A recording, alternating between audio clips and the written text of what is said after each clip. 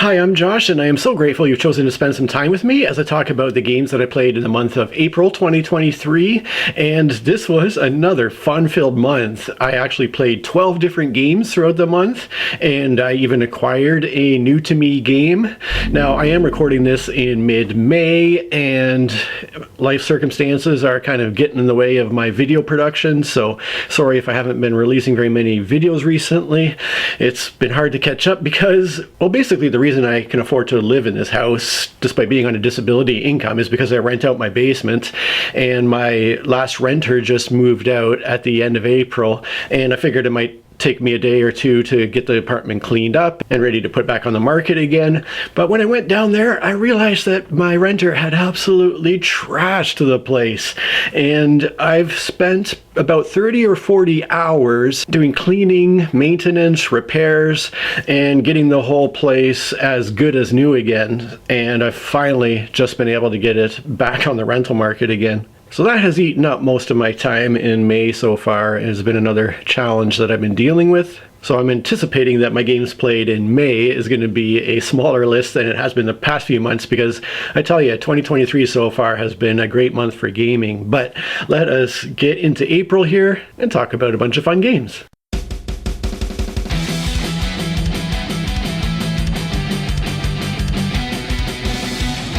So let's start off with the game that I purchased this month. Basically, one of my friendly local game stores hosted a board gamer garage sale, essentially, where gamers could bring in their used games and gaming related paraphernalia and sell it from the store for store credit. So I thought I'd go and check out what people had on offer, and I picked up a gigantic game called The World of Smog: Rise of Moloch. Now, this thing was only 20 bucks, and the things that drew me to it were, first of all, the steampunk theme. I am a sucker for steampunk. There's just something about that theme that really fascinates me. Now, unfortunately, I didn't look at it quite closely enough, because when I opened the box and started to pull out all the components after I got it home, I realized that this is actually a steampunk horror theme, and I'm just not into horror themes. As much as I am into Victorian steampunk, I am just not at all into creepy clowns and zombies and all the other stuff that is unfortunately in this game. Now, for 20 bucks, I got a lot of stuff. I'll show you some photos of the crazy amount of components that come in this game. There are tons of plastic miniatures. There is lots of cards with really cool artwork. There's just all this terrain and board components and a whole huge box load of stuff that originally came to be through Kickstarter, obviously. But the other thing that I thought was very interesting about it is it's a campaign game. The front of the box describes it as a Victorian adventure game, and pretty much my very favorite types of games are legacy games or campaign games. Games where you basically play through a series of scenarios that each kind of add something new and interesting to the game and tell a continuing narrative throughout. I just really enjoy that type of gaming. So it's a big, cool looking package that I picked up for $20. Now, whether I'll actually get to it, like I said, I'm turned off by the horror theme of it. I already have too many campaign style games on my shelves that I am not getting to, so I'll probably end up giving the rule book a read through just to see if it's the type of game I'd be interested in at least trying once. Unfortunately, it's not the greatest game to just try once, because it is a complex game. There's a lot of rules to learn, and so it's a lot of effort to go to just to give the game a try to see if I like it. But we'll see how it goes. I'll probably read the rules and decide from there whether I'm going to try it or just immediately turn around and put it on the for sale pile. But as for games I actually played in the month, as usual, I'll go in order from my lowest ranked to highest ranked game of the month. And I'm going to start off with a game that I played as a phone app. So I picked this one up for a few bucks on my phone, and that is a game called Santorini, which is actually a really cool looking game in its physical format. It has really cool, interesting looking components, and it's a very visually compelling game. So it's definitely not quite the same experience on the phone, but it is a game I've played in the past and thought was okay, but not great enough to acquire my own copy. In fact, the reason I was able to try it in the past was because I had gotten it from my local library. My library has a bunch of games you can borrow, and that was one that I had borrowed and tried, and I actually made a weird video about Santorini after playing the library copy quite a while back. So even though it's not a game that I enjoyed enough to go out and purchase the big physical version, I thought it'd be worth spending a few bucks for the phone app. I played it a handful of times, and I do find it to be a fun, quick game to play on the phone.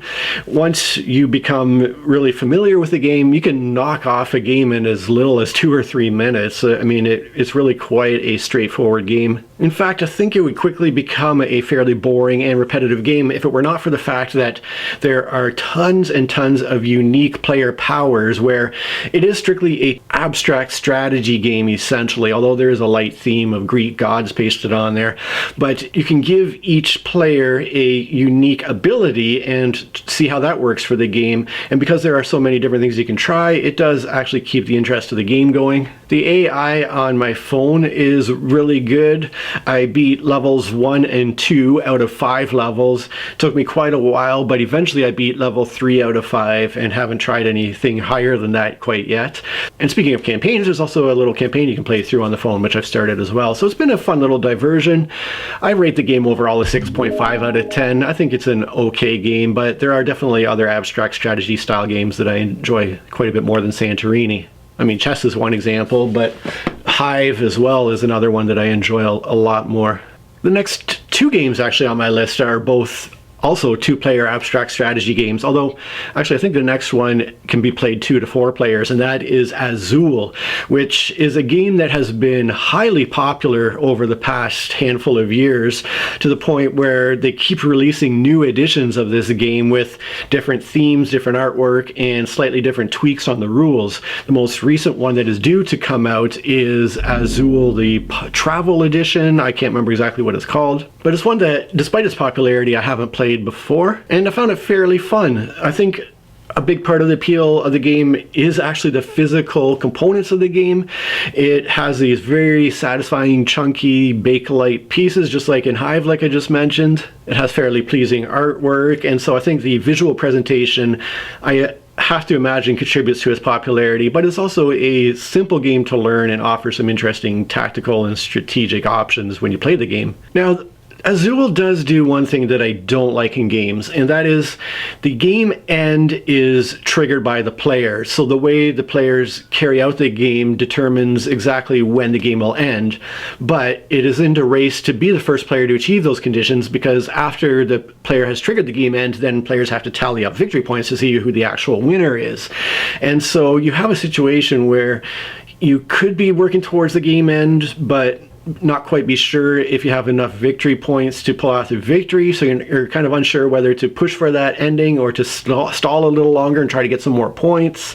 I much prefer games that have kind of a set number of rounds, and then once the game is over, you tally up your points. And actually, in the game we did play, I could have triggered the game end very quickly with the way the game played out. At that time, though, with the inexperience I had with the game, I felt that I might not have enough victory points to pull off the victory, even if I did end the game early. Plus, it would have felt just unsatisfying to have the game over so quickly and not be able to kind of build up more cool stuff with your tiles and whatnot. So yeah, I might have been able to pull off the victory by racing to the game end, but it would have just been an unsatisfactory game experience. And ultimately, I did delay the game end and did lose the game. Like I said, I might have lost it anyways, even if I triggered the end. But there's just something about that style of play that I don't find super satisfying. Overall, though, it is a cool game. I do rate it 7 out of 10. Paul also rates it 7 out of 10. And it does make me interested in trying out some of the other editions of the game that have been released. For example, the chocolate-themed version of the game looks like it does some very interesting things without changing the game very much, and it has a chocolate theme, so I mean, come on, it sounds amazing. But yeah, that was one of the new to me gameplays of the month. The next one, like I said, another abstract strategy, the classic one, I guess. And once again, I got back to chess on my phone app. This time I was playing it at a punk show in between sets of bands that were playing. I'm so bad at chess. I tend to have a really solid opening and get off to a great start against the AI when I'm playing on my phone, and then I inevitably blunder a piece, and then it's all just kind of downhill from there. So I don't know, I'm just so bad at recognizing these blunders that I'm putting myself into. But yeah, I rate chess 7 out of 10. Next up, again, was another one that I was playing in electronic version. This time I was playing the Steam version on my PC, and that was Wings of Glory again. This is a game where players simultaneously pre-plan a few moves for their aircraft, and then they go one move at a time and play out all the moves they've pre-planned and try to maneuver their aircraft to get into a firing position against enemy aircraft or fulfill missions and so on. And it's a very fun game to play in person because of that simultaneous programming element of the game where you're trying to outguess your opponent and try to be sneaky or anticipate what they're going to do. Playing it on my computer versus an AI just isn't the same kind of experience. It's kind of fun, but not one that I feel super compelled to keep coming back to. Overall, I rate Wings of Glory a 7 out of 10. The next game was actually another Steam version on my PC, and this is a game called Yellow and Yangtze by Reiner Knizia. This is actually a re-implementation of Knizia's classic game Tigris and Euphrates, which is a game that I've only ever played on my phone as a phone app, but the game itself is really brilliantly done. It has a very abstract feel to it, but when I read a kind of designer discussion about how the theme of the game was implemented, I realized, oh, there's actually a lot of thought that went into the actual theming of this rise and fall of civilizations theme in this little game, because it's done so simply. Everything is stripped down to its most basic form, and yet there are some kind of complex elements to the game that can initially be hard to wrap your head around. So anyways, playing this kind of new version, Yellow and Yangtze, it was a little tricky because it's been quite a long time since I have played Tigris and Euphrates on my phone. So when I was playing this new updated version of the game, I had a hard time remembering what specific elements were new. I did recognize some things as not being in the original game. So it's a little hard for me to compare the two at this point. They're definitely not hugely different from each other, so I think I like it about the same as Tigris and Euphrates. I rate the game a 7.5 out of 10. It would be an interesting game to try playing with 3 other players. I think that it would probably be quite a long gameplay for how relatively simple the game is because of everything that's going on and how it all works together. But yeah, I could see that if you had 4 players who were all familiar with the game and how it all works, I could see this as being a really interesting game to explore. But it would take a little while to get everybody up to speed up to that point, and it would be a lot of time invested to get to that point. So I can't imagine playing it anywhere other than on my computer at this point. The next game is also a newish game to me. I have played this game one time years and years ago and didn't particularly love it, but there's an expansion for it that I have never played before. This is Champions of Midgard. The reason that I have the game, even though I didn't think it was super amazing when I played it a long time ago, was because I got it either for free or I purchased it really cheap from a friend a while back, thinking that this might be an interesting introduction to worker placement style games to try with my kids at some point. Now, having actually played it again as a 2-player game with Paul, I realized, oh, this is actually kind of a complex game. There's just a lot of stuff going on in terms of how everything is working together in the game. But the Valhalla expansion, which I got for my birthday from Paul, thanks Paul, makes the game so much better, because the original game, poor die rolls could kill your warriors and really set you back just through no fault of your own, just through bad luck. But at least with the Valhalla expansion, if you roll poorly and your warriors die, those dead warriors in the Valhalla expansion can be used to acquire really good and helpful things. So it can actually be quite a positive thing if your warriors die gloriously in battle, and so it really takes out that unlucky element of the game and makes it so much better. I did like the fact that with a 2-player game, each player has 4 workers to use instead of 3, and therefore playing it 2 players, you actually get to do more stuff and acquire more points and just kind of have a better overall game experience. So as a 2-player game, it works really well, although Paul absolutely smoked me in the first game we played. But overall, I thought it was kind of a fun worker placement game with some interesting push your luck elements, with committing warriors to battles and hoping you've got enough and not spread yourself too thin to try to grab too many points. I rated the game 7.5 out of 10, and Paul rates it 8 out of 10. And just before I go on to talk about a couple of other games that I rated 7.5 out of 10, I just want to say a huge thank you to my Patreon supporters. Extra big thank yous go out to my higher tier supporters, Abe O, Saver Girl, Joanna, King Booty, and the biggest thanks of all goes out to my highest tier Patreon supporter, Osmandas Perfect. I'm in a really uncomfortable place at the moment with no renter in my basement, and so that has me fairly anxious, but your support does help me get through each month, so it really is meaningful, and I'm so very grateful. So, onto my next game. We have Hardback. This is one I played on my computer again, but this time I played it on the website Board Game Arena, because it turns out they have a handful of games you can play solo without having to find other human opponents to play over the computer with. So I did play Hardback solo, just as I have in the past in the tabletop version, but I figured I'd try it on the computer since it's much easier to set up. You just load up the game.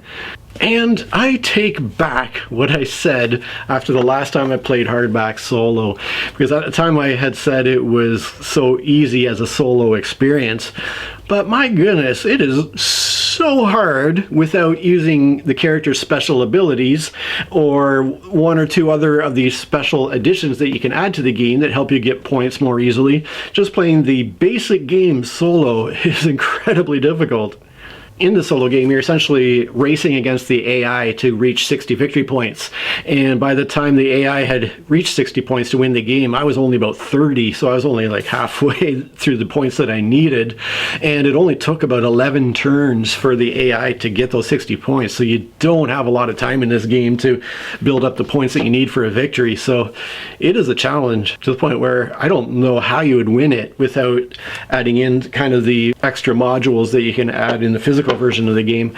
I'm sure I'll try it again at some point, see if I can do any better, because it is fun just to play word games and be able to take a long time to think about what words I'm going to make without having other players twirling their thumbs waiting for me to do something. I rate Hardback a 7.5 out of 10. When I had played it with Paul before, he rated it 7 out of 10. So yeah, good little deck building word game there.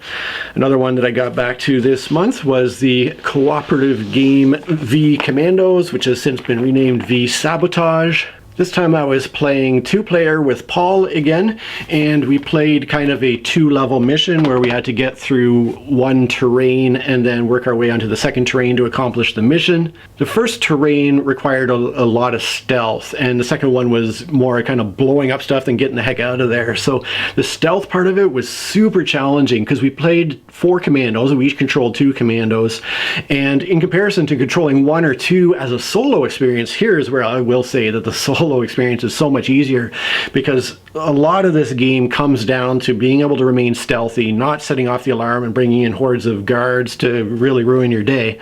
But remaining stealthy requires the roll of a dice and not rolling 1s and 2s to be discovered by the guards. So obviously, if you're playing 1 or 2 commandos, you're not rolling as many dice as many times to see if you get discovered or not.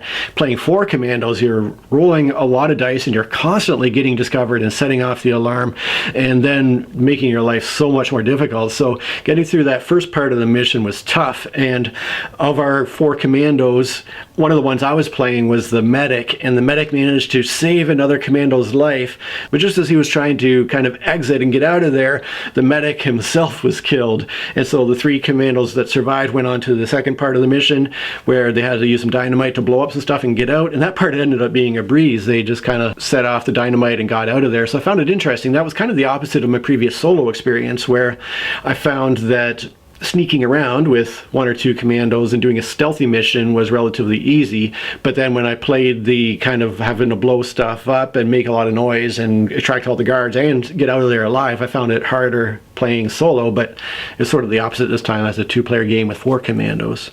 But yeah, it's a cool game. It's a 7.5 out of 10 for me, an 8 out of 10 for Paul. And there is an element to the game where it's almost like one of those video games that you can play that's like kind of like a first-person shooter that requires stealth to play, where you're trying to sneak through various facilities and accomplish missions and get out. So there is a little bit of that feel to the game, which is kind of cool. Next one was another cooperative game, this time with my kids, and we got back to Mechs vs. Minions. We played mission 3 out of 12, and it was another easy win for us, although I realized at the end of this mission that we had been doing damage incorrectly. I kind of messed something up with the rules about how damage affects us, and we were making it a little bit too easy for ourselves. But anyways, the kids are still enjoying this one. It's another one where you're kind of pre-programming your mech's movement, but you're all working together to try to accomplish the mission. So I look forward to continuing to play through that campaign. Next is another cooperative game, and it's one of my favorite co-op games. This is Spirit Island. Paul and I got back to it again. We each played with a moderate difficulty level spirit, and we had a relatively easy win. So I think that the two of us are ready to move on to kind of the hard difficulty level spirits to kind of challenge us a bit more. And that was kind of confirmed when I then went on my Steam version and played solo on the computer with a high difficulty level spirit.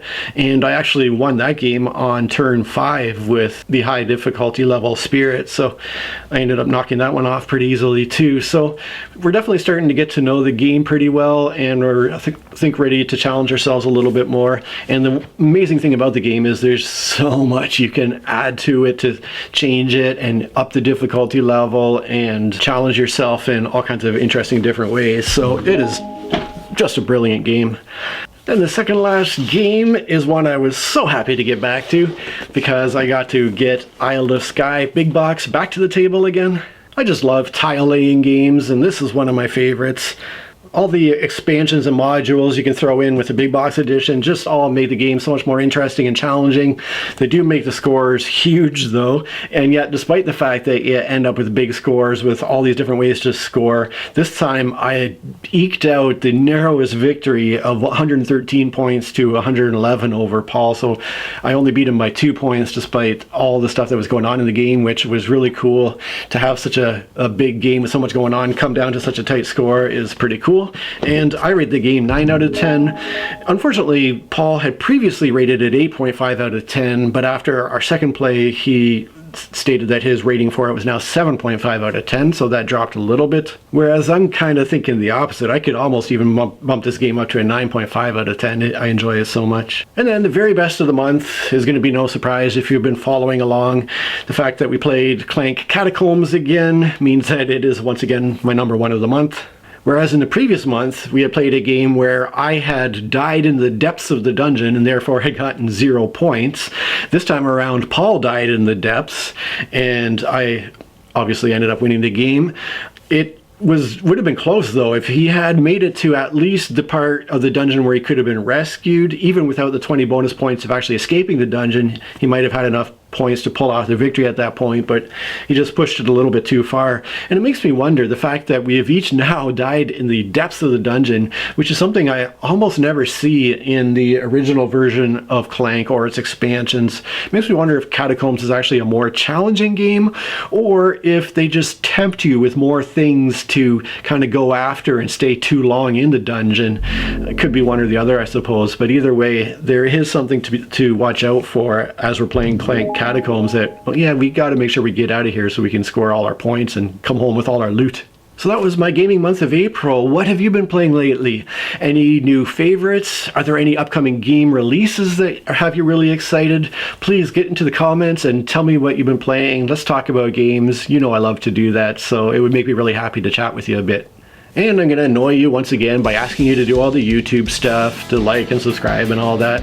The reason I ask is it is something that helps out a lot, so if you appreciate all the time I put into this, please give a little something back and help me out in that manner. I would really appreciate that a lot. Cheers. Clean. So let's start off with this game that I purchased, and basically a local... So let's start off with the game that I purchased this month, and basically one of my local... There's also a camp, the